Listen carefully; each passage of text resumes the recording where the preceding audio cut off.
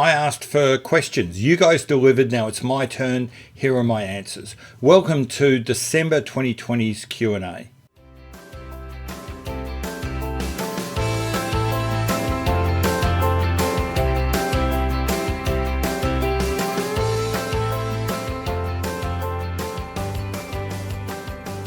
Hi, welcome back to Not So Obvious Watches. I'm Pete McConville, and this is my December 2020 Q&A. I got a lot of questions in. I will rattle through them as quickly as I can. If you see me looking off to the side, it's just that I'm quickly looking at what the next question is.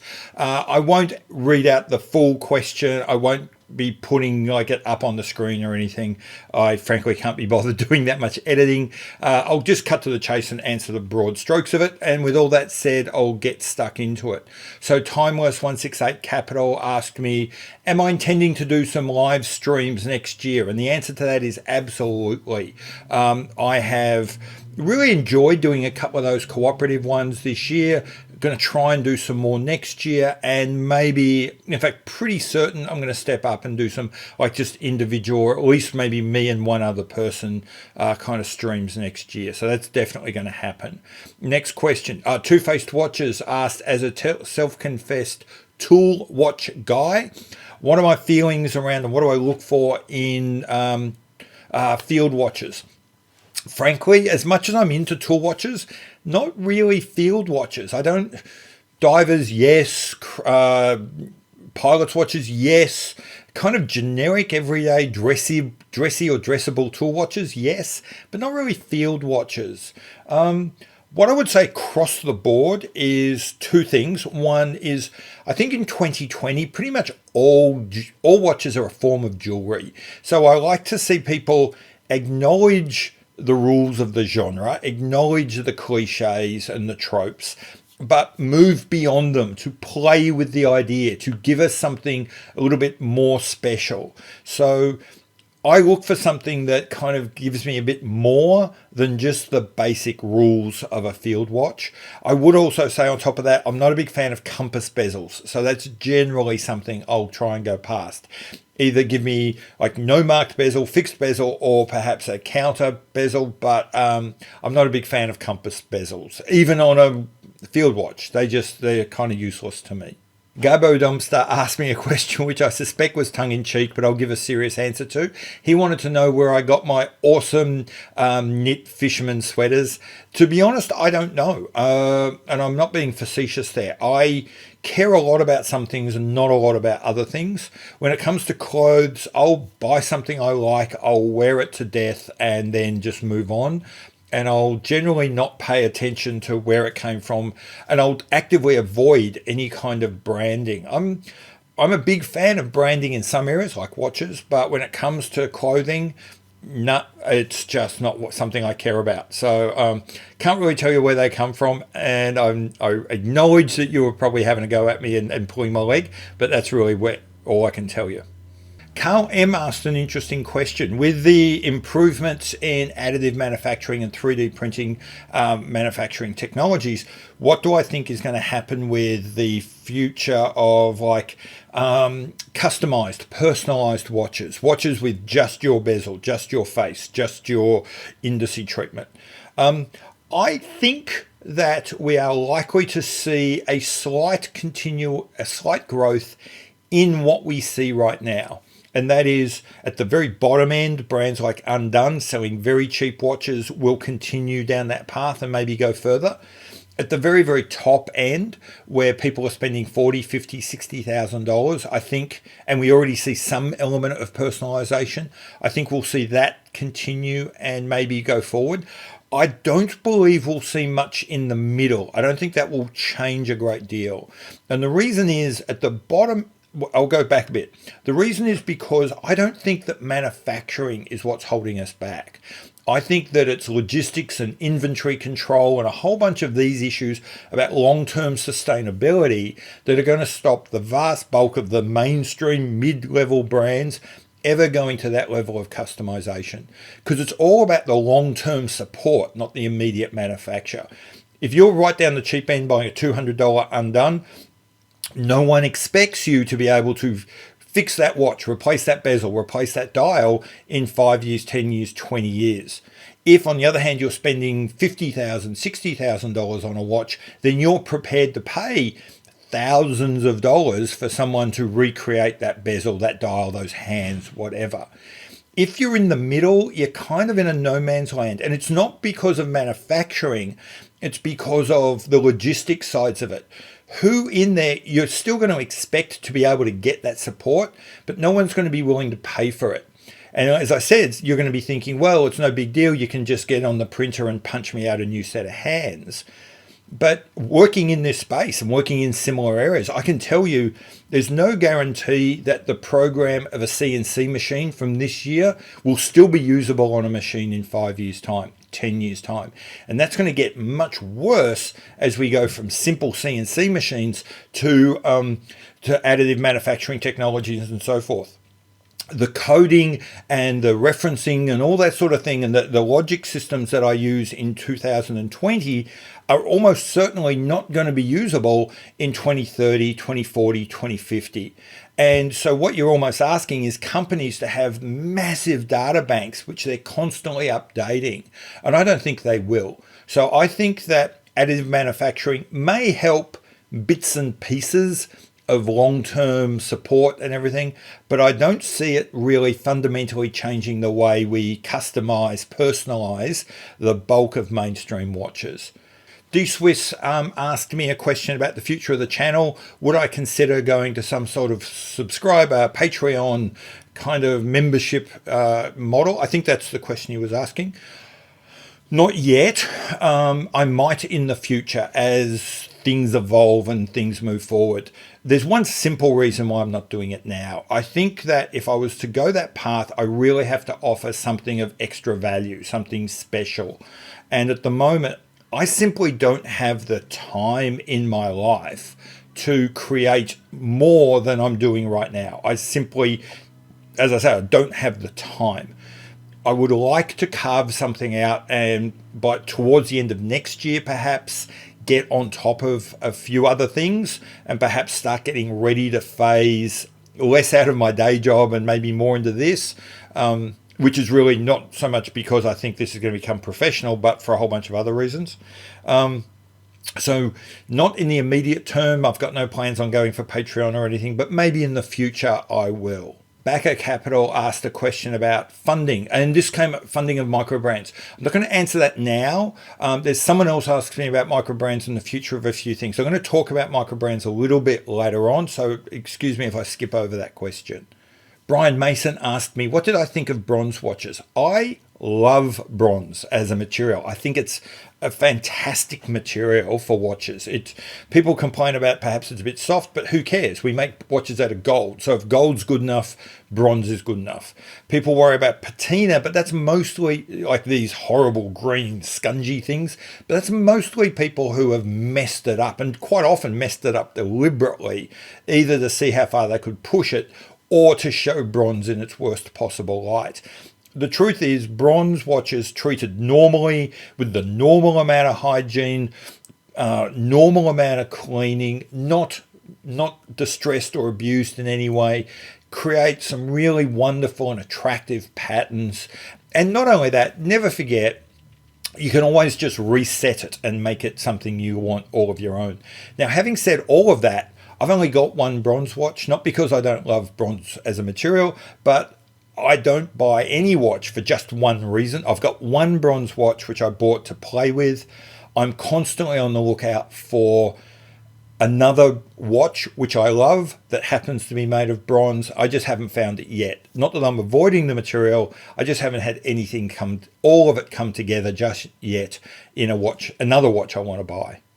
Thomas Burnett asked me two excellent questions. The first is, which watch release do I think has stood out the most or really impressed itself upon me the most this year? And the second one, slight variation, could be the same answer, is have I seen anything come out this year that has particularly hit me and made me think I want to save for that, I want to stretch for that? Answer the first question. In my mind, the standout release for this year is without doubt the Omega Silver Snoopy. Now, you might not like that watch. It might not be for you. Maybe it's not a Speedmaster. Maybe you're not a Speedmaster guy, not a chrono guy, not an Omega guy. Maybe you don't like the idea of a cartoon on the front and a little animated anime type thing on the back. That's all okay. That's fine. That does. And you know what? It's not for me either. I'm not going to buy that watch. Spoiler alert, it's not my second watch. But the reason why I think it is without doubt the standout is when they made this, Omega weren't trying to make a watch for everyone. They were trying to make the ultimate silver Snoopy, the ultimate Snoopy Speedy. And they did. This watch, for people who want that watch, for people who collect that kind of watch, this is perfect. Whether it's the dial treatment, the animations, the build quality, the color choice, it's just, frankly, I think that watch is a masterclass of design and manufacture. Now, I haven't had one in the metal. I haven't had one in my hand, but I've spoken to and listened to people that have that I trust, and they tell me it's even better in the real life than it is in the pictures and the renders, which means for me, that Speedmaster Silver Snoopy is the standout watch of this year. Its design and build is just a masterclass to other watch manufacturers.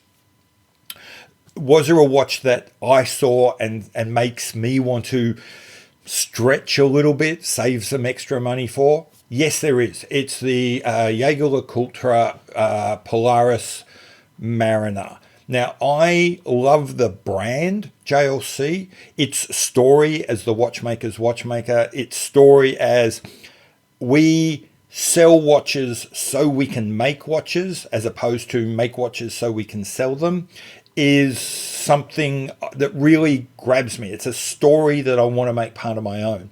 The problem is they actually don't make a lot of watches for me. I am a tool watch, rugged, bash them around a little bit kind of guy. So the vast bulk of their watches aren't really for me. And it's an interesting little problem when you love the idea of a brand, but they don't make a lot for you.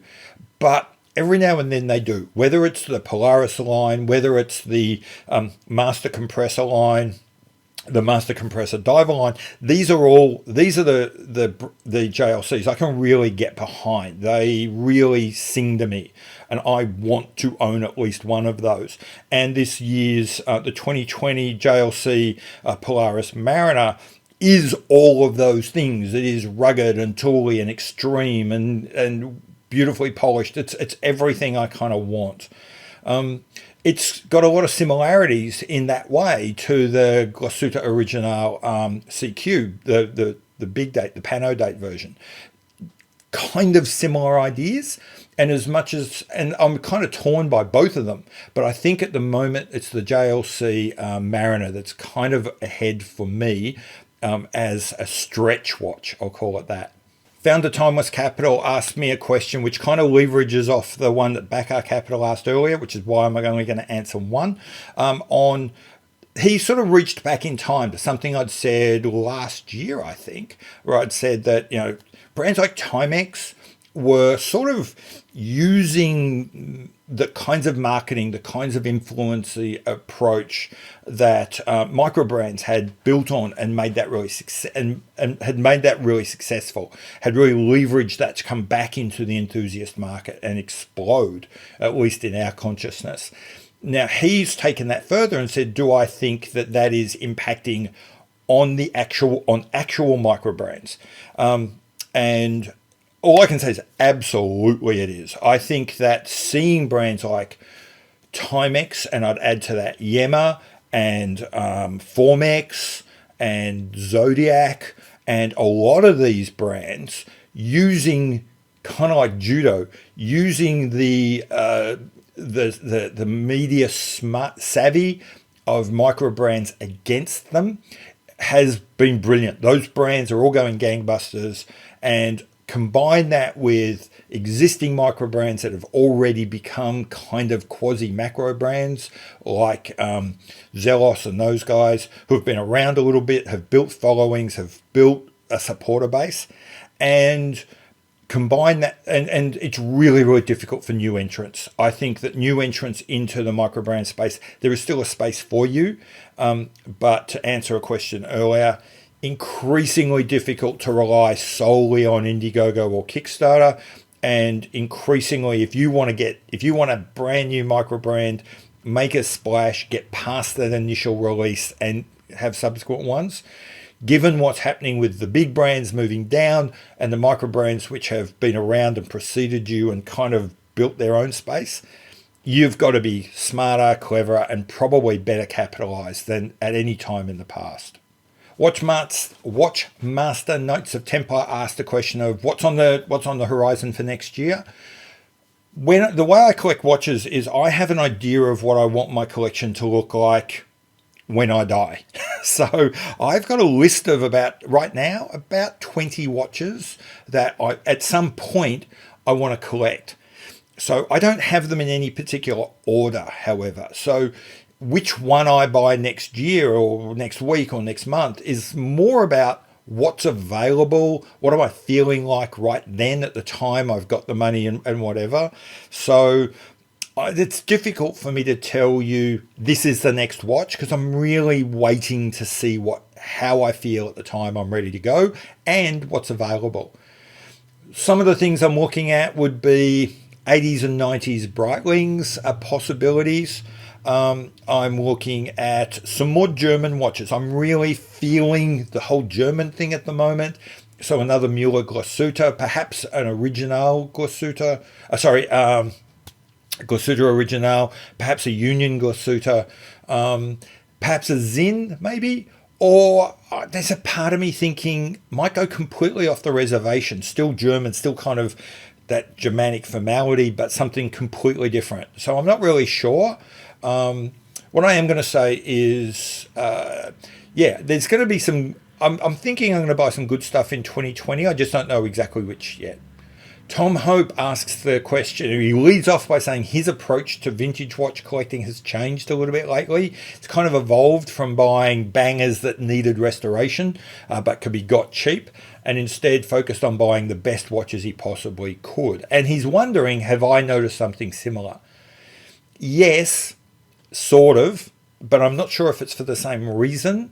The thing is, first off, I never bought watches that needed restoration. I've got a couple watches that I would say are very heavily patinated, but I bought them knowing, or at least believing, and I've so far always been right, that they were functional, that their integrity was intact, and nothing needed to be done from a restoration point of view. So yes, they might look a bit beaten up, but they all work. They're all robust and resilient and can keep operating for years or decades without a full restoration. So I've never quite gone as cheap as I suspect you have, Tom.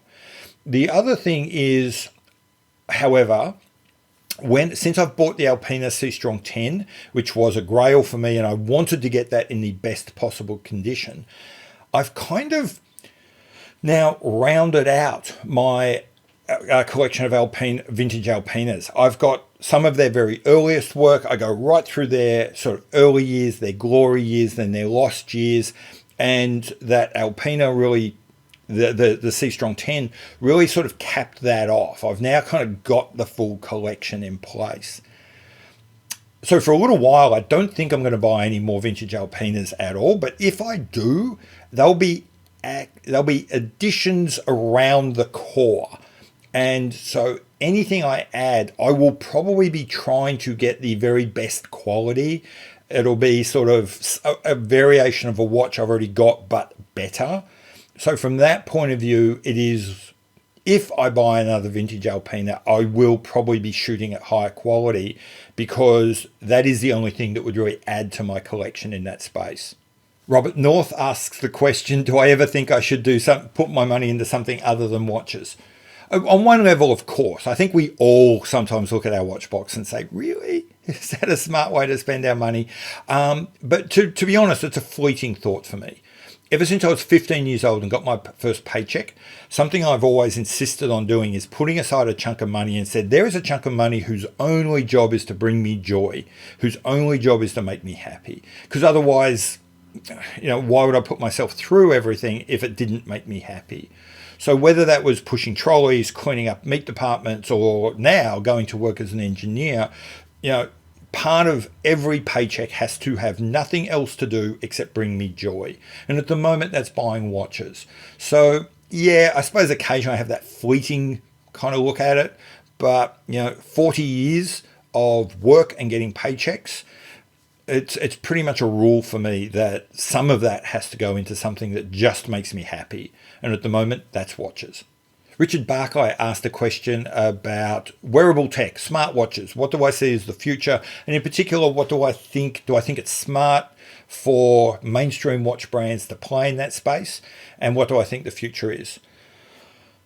I really don't know the answer to that question. I think because the possibilities of wearable tech, of smart tech, of smartwatches are kind of unknowable. I've done another video where it could be that smartwatches, and I think I think smartwatches actually do have an end date. I think that with other wearable tech that can do everything a smartwatch can do now, such as glasses, they're already on the horizon. They could replace the smartwatch completely. And so something like an Apple Watch or something like a Garmin, I can kind of see might have a limited, I think they actually do have a limited future. But could an established watch brand that people want to wear even after they've got their Apple glasses or their Google glasses, or even after they've got their Oura ring, could something like their Alpena watch or their Tag watch or their Mont Blanc watch, which also has some smart functions, could that have a future? It really could.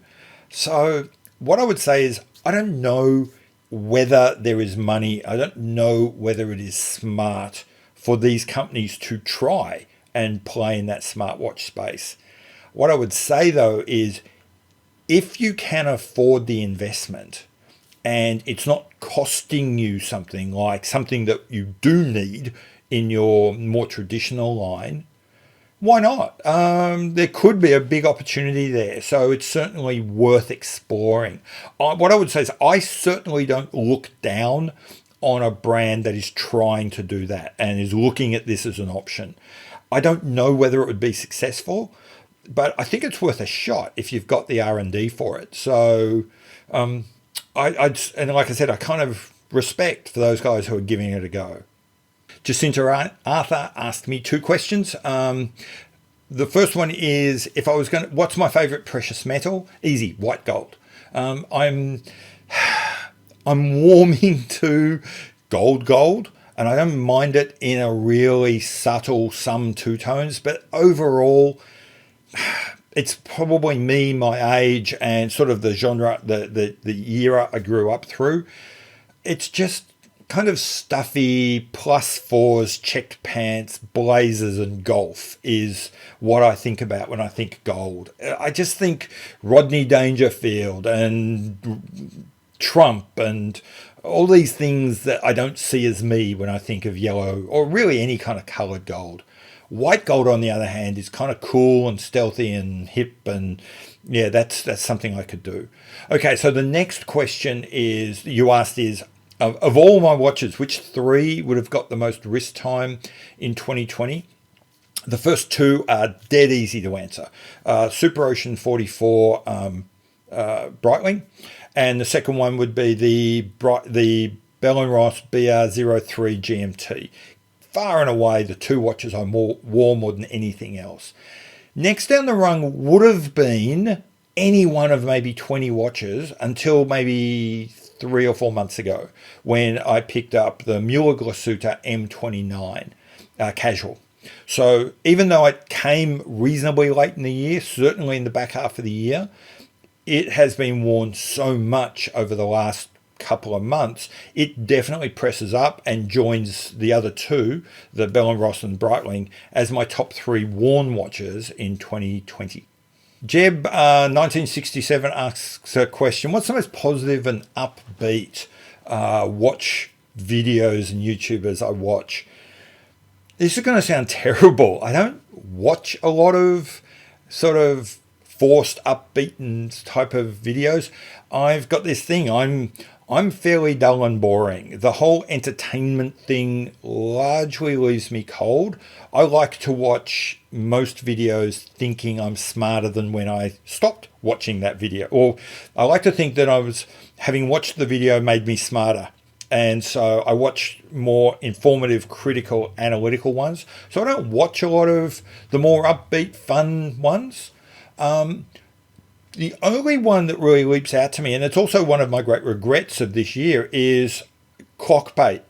One, I kind of know the two guys, and they're just terrific blokes. I really do enjoy exchanging and chatting with them, sort of via DMs. And I really missed their videos this year. And when they do them, they're just so funny and casual. And even though certainly they know, that no one's getting smarter for watching their videos, but I just enjoy them. So yeah, it would be Clockbait would probably be my most fun videos to watch. Watch videos, anyway. Michael Riera asked a question about, 2 questions. What are the 3 things I would like to see Breitling do in 2021, seeing as they're a brand I'm kind of associating with? And secondly, what's triggering the increase in watch prices? I'll do the second one first. Triggering the increase in watch prices.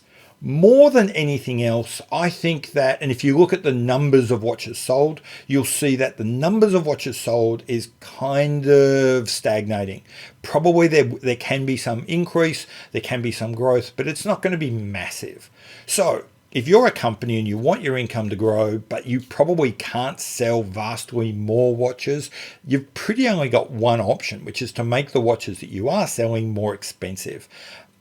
There's a whole bunch of other things going on, but more than anything, I reckon that's it. I'll answer Michael's first question second now, which is what are the 3 things I'd like to see Breitling do in 2021?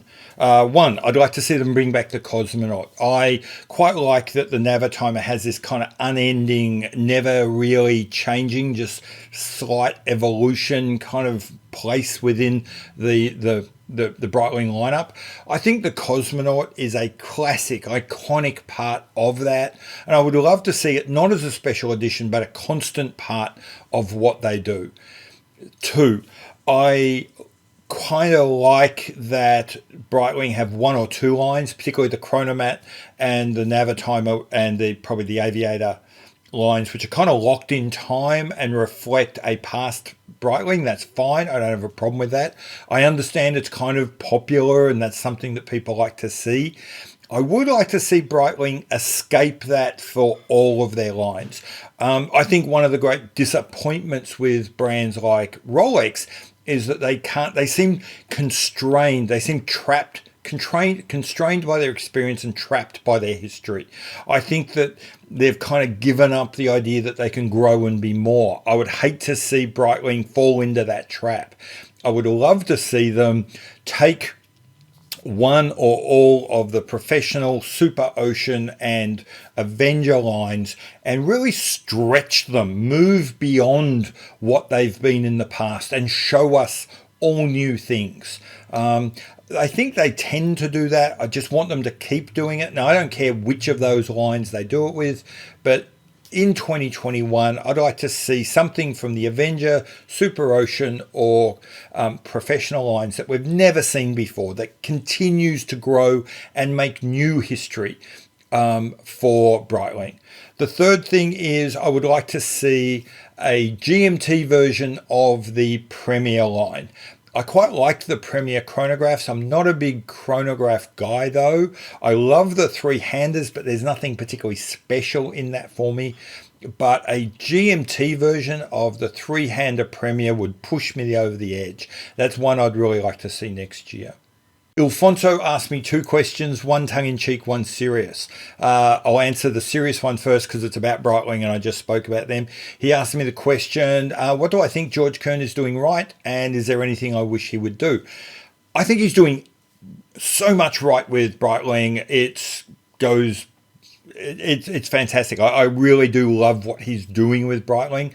I love that he is not trying to be Rolex. I love that in many ways the core things that he's trying to do, that he and his team are doing, they're talking about what is it? Accessible, casual, sustainable, and available.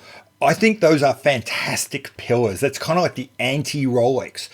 Those are the four things that I really resonate with, and I love to see coming through with Breitling. So from that point of view, I'm a huge fan. What would I like to see? I think that overall, and I kind of touched on this with my last answer, I get that neo retro vintage inspired is a kind of a big thing at the moment. So I get the Capsule 57, I get the 806, I get the AVI 765 releases.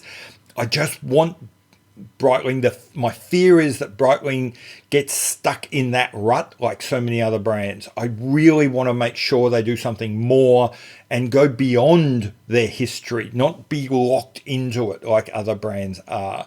So it's not something they've done wrong, because they've got time to fix it, time to move forward. But I hope they don't get locked into just driving by the rear vision mirror. So that's it. Your second question was, I'll cut to the chase and say, do I get bored of Rolex and all the coverage of Rolex? Yes, but I don't get angry at people that cover Rolex. I don't get angry at Rolex. It's, they do their thing. I don't care. I don't get annoyed at people who cover Rolex, because you know what? No one's paying us to do this. The people I get frustrated with are the people who are into brands other than Rolex, but don't put out YouTube channels, but don't put out content. Even within that luxury market, if you look at the number of watches sold and then the number of those that are Rolex only covers maybe 15-20% of that kind of mid-range luxury market. You wouldn't know that by the coverage, because one thing Rolex has done brilliantly is it's garnered this huge wave of enthusiasts who love talking about the brand and do YouTube channels. And if you're an enthusiast and that's your brand, go for your life. I don't care. What frustrates me are the other 80% of people who clearly buy other brands but don't put out channels, don't put out content. That is what annoys me. So am I frustrated at those people who have got channels out now? Am I bored by those people who've got channels out now and talk about Rolex all the time? No, all power to them. The people I want to see more of are the people who are not making content now about things other than Rolex. They're the ones who bore me. They're the ones who frustrate me. So yeah, do I get bored of anything? Yes. As a person who's not into Rolex, I'm bored at people who complain about people that are very Rolex centric. My answer to you is stop whinging and telling other people what to do. Instead, get off your ass and make your own channel about the brands that you think you're interested in.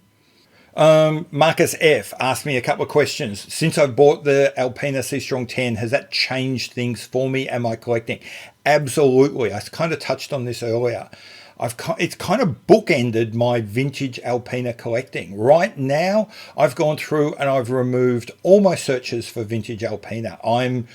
I will come back there one day. I will probably come back and look at, completing, extending, elaborating on that collection. I shouldn't say completing, because I think I've almost got it complete enough for me, but I will probably extend it years from now. So yeah, in some ways it's kind of put a full stop on that part of my collecting. It's also made me think about what it is to be a grail and what it is to be a watch I really want. And that's really changed. That's had an impact on how I look and plan for watches, which I'm still working through. So I think that's going to change next year. It's probably, to be honest, probably dragging me up market a little bit. In a sense, I'm finding less motivated since I bought the C Strong. Weirdly, I'm less motivated even to buy more affordable new watches, and instead feel a desire to go up market. I'm not sure what all that is, but there's certainly, if not a causation, there's certainly a correlation in that. You asked me a question, have I changed my feelings about the Breitling Chronomat? No, I'm still kind of all over the place with that watch. I kind of like it. There's bits of it I don't love. What I can say is it's very unlikely I'm going to buy that watch in 2021. I do have it kind of on my list of watches to watch, but I'm going to, as they say in kind of the new modern speak, I'm going to sit with this for a while and see where I get. But right now, it's not something that's, if I do eventually warm and embrace that watch, it will definitely be love, because I can tell you right now, it's not one of these lust at first sight things for that watch. Don't hate it, don't love it enough to buy. We'll see where we go. Another question from Marcus is, why do I think Tudor is limiting the supply of their Black Bay 58s and so forth, and also their BBG, the Black Bay GMT, and the new Royal 41? Okay, I'll answer the first two because I don't know if they are limiting the supply of the new Royal. I would say that the Black Bay is probably a niche product for Tudor. Now that's going to sound strange here, where in the watch community, it's kind of the watch we all think of when we think of Tudor. But I have a suspicion that, like the sports models for Rolex, the sports models for Tudor are actually kind of niche, that they're really big with us watch geeks, but they're not, I suspect they're not big sellers out there in the big world. I think that Breitling, I think that Tudor is carefully, it never wants those to get onto the secondary market and run the risk of having them sort of drag down the Tudor name, for exactly the same reason that Rolex is really careful about its sports models getting onto the secondary market. I think that the actual market for the Black Bays is frankly a lot smaller than we think, and that Tudor would rather run the risk of missing a sale than having an excess inventory. And so I don't think they're deliberately constraining I don't think they're constraining supply to drive demand so much as they're constraining supply to avoid oversupply. So I don't think we're ever going to get like multi-year wait lists for Tudors. I don't think that is a plan, but I think they are perfectly happy living with the idea of they're not super easy to get. You might have to wait a month or so. You might have to pre-order it, but be confident you'll get it within a month or two. I think that's where Tudor is perfectly happy having their sports line. Now, the Royal, that's completely different. That's like a day date for Rolex. They are supposed to be in the shops. They're supposed to be buyable on demand. I guess that this is simply a case of they haven't been able to make enough since they've reintroduced. I think that that's a passing thing, and that a year from now, yeah, the place will be awash with Royals of every size and shape. Your last question is, why do I think so many brands are going up market? You're giving me some options: Omega, Zinn, Fortis, Breitling. I'll be careful with this and say that a couple of those are not actually going up market. Omega, I don't think is. That's not fair. There are some Omegas which are definitely going up market. Breitling, what I would say is they're not. It's going to sound weird, but I don't think they are. I think if you look at Breitling prices, Breitling MSRPs, they're about where they were. They've come out openly and said they don't want to increase their prices. They've gone on record of saying they see $7,000 to $8,000 US as kind of their cap, with the odd exception of like platinum or gold or split second chronos. Their core range is likely to stay at around about, as I say, 8,000 US, which is kind of where it's been for many, many years. What I do think Breitling's doing is as I just said with Tudor and with Rolex, they are definitely trying to get rid of discounts. So that's what Breitling's doing. Okay, so with the other watches that you've mentioned, Zinn, Fortis, and Omega, yes, I think they are trying to go up market. And for all the reasons I said earlier, I think all of them have sort of looked and said their ability to grow the market is limited. Their ability to produce hundreds of new watches, thousands of new watches, sell them at a current price, and therefore grow their company is limited. So if you can't, as I said earlier, if you can't sell a lot more watches, the only way of growing your company is to make what you sell more expensive. And in a nutshell, that's exactly what they're doing. BJ Rhino asks the question, looking at the revival of a brand like Doxa, which is seeming to do so well out of nowhere, what would need to happen for Alpena to make that same leap? Great question, because Alpena there's no reason why it can't be a darling in the same way as Doxa has. I would say Alpena needs to do three things. One, there's still too much cheap quartz for the only reason of being cheap in the Alpena lineup. I think that they need to get rid of Alpena is part of the citizen group, for God's sake. So they've got to start taking advantage of that. So they could look at, say, bring in the sweeping second style quartz that they could access through Boulevard.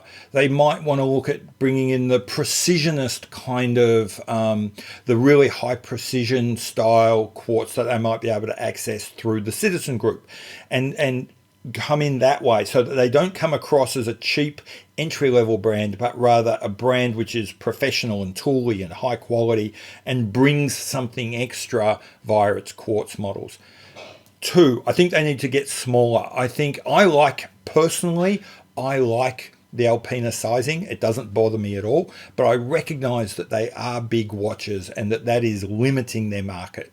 So I think they need to bring in some smaller watches. Three, I think they need to leverage their heritage a little bit more. I think there is a massive trap in going too far in that way, and I've said that several times in this video. But I think Alpena haven't done enough in leaning on their heritage and bringing that in. I think their Alpena 4s from their glory years, the late 40s through to the 50s, are ripe for reintroduction, heritage looks, and I think they should take advantage of that. Jeremy Rice asks me the question, has my opinion on any watch brand really changed significantly during this year? Not really. I think that I suppose I've been looking at Fortis differently this year, what with their quite deliberate move up market. So I'm really looking at them quite a bit differently, not necessarily good or bad, but I am finding my focus on Fortis is changing as they're moving up, and I'm not sure. I won't say I don't know where I'm going to land, but what I would say is my opinion is changing of them. I think I'm not so much changing my view, but I'm learning a lot. In 2020, I learnt a lot about a lot of new brands, about Müller Glasuta, about Union Glasuta, about Glasuta, the Germans.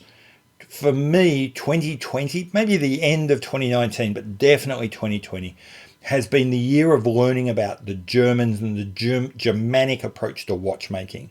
And so that's probably the biggest change. And so I've learned about all new brands that I might play with next year that I have become aware of but not yet bought.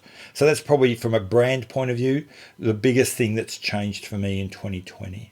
Bob Loblaw asked the question about sustainability and moving forward, talking about Oris, Chopard, etc., embracing sustainability. This is actually one of the things I said in what I had noticed as important developments during 2020. I totally agree. It is absolutely going to happen.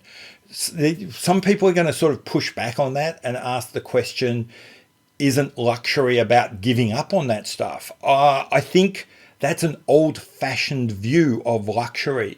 I think in the 21st century, true luxury is about being able to embrace those things because they make you feel better. That is luxury. Luxury is being comfortable about the world you live in, about being comfortable and happy and at ease.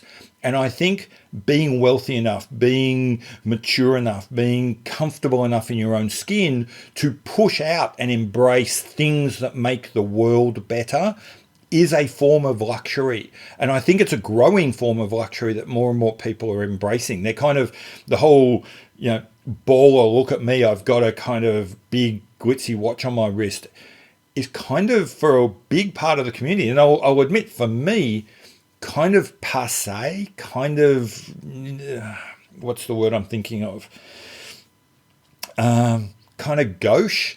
I think a lot of other people are grabbing a different kind of luxury, a luxury that says, I can afford to spend money on things that I don't directly benefit from, but other people do. I think there's a kind of luxury in that too. I think a lot of people are grabbing that and are embracing that.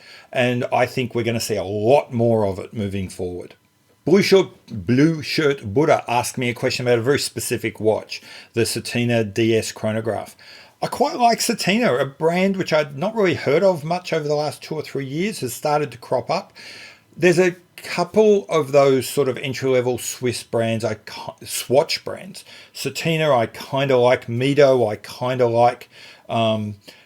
That, like I say, I kind of like them, and there's the odd watch here or there. That chronograph, I think it's quite nice. One of my problems, though, with those entry-level watches is, even though I quite like them to look at, I often find, unlike some watches which look okay in the renders but really spring to life in real life, I fear that Hamilton, Longines, Mido, Rado, and Satina all go the other way. They're at their best in those perfectly lit photos, in those renders. I'm always disappointed by them in the hand. So to be honest, that's one of the reasons why I'm selling my Mido. I've found that over time, rather than, they're kind of like Christmas decorations for me. They look pretty, but they don't have enough. They don't have a lot of substance. And I would fear that as attractive as that new Satina is, as I say, looked at, sort of on the other side of a screen, I'd be really curious about how it turned out in the metal and in my hand. My absolute last question is from Pal, P-A-L, who says he's given up on collecting automatic watches and goes for manuals. What do I think? I love a manual watch. I'm a big fan of manual wind watches. I've got a lot of my vintage watches are obviously manual wind, and I really quite like them. I've got 50-something watches, which is one of the reasons I haven't done a State of the Collection video. Quick answer to someone who asked me if I'm ever going to do a State of the Collection. Yes, I will. I promise there'll be one before the end of January next year. Winding back, yeah, I've got a big collection.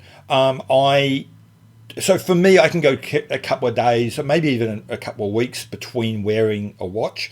So they're always dead. And I personally quite enjoy the process of bringing them back to life, of seeing this watch that was stopped, and I set it, wind it, and watch it come back to life in front of me. I really quite enjoy that process. So I'm finding I'm really warming to manual watches, and yeah, I might get a few myself, more myself moving forward. So anyway, hopefully I answered all your questions. This video is going to be way too long. I'm looking at the screen and the sound's now been running for almost 60 minutes. So by the time I edit it, hopefully it'll be a decent length. I suspect it's going to be way too long. I suspect I won't get it out today. There might be a fair bit of editing required. Anyway, thank you very much for all your questions. I hope I answered them. I'd certainly tried to answer them as honestly and as best I could. And I will see you later. Bye.